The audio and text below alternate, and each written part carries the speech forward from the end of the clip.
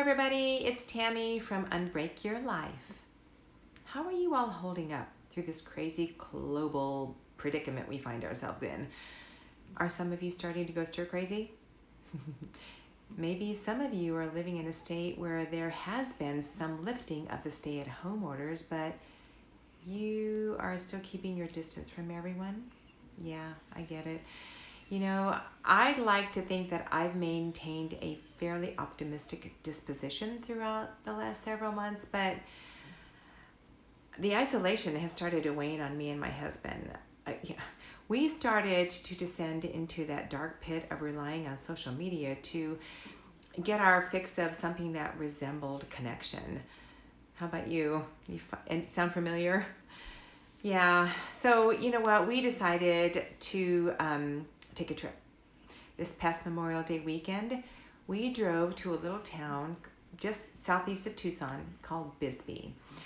Now, the state of Arizona is opening up a little bit more, and we thought maybe Bisbee would be as well, and they are. So now we went there because next year we're going to attend something called the Bisbee 1000. It's the Great Stair Climb.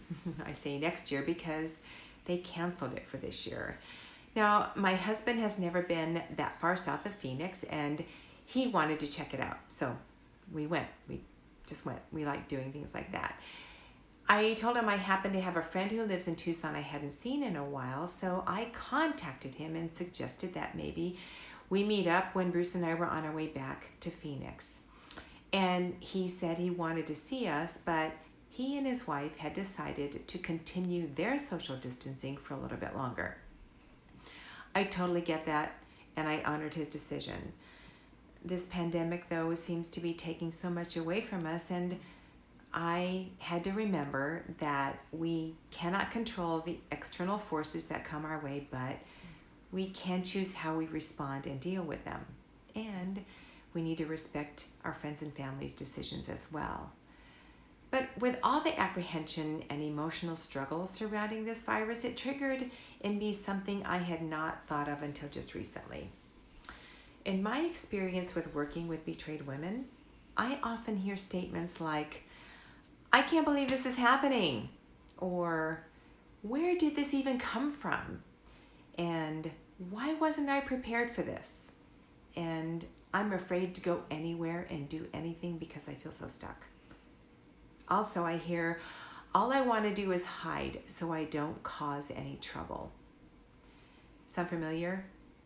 I've heard these same words strung together recently by so many people on social media concerning the coronavirus outbreak, and I realized that this connection between how we process our emotions because of trauma forced in our lives is very similar. It seems inexplicable and so unexplainable.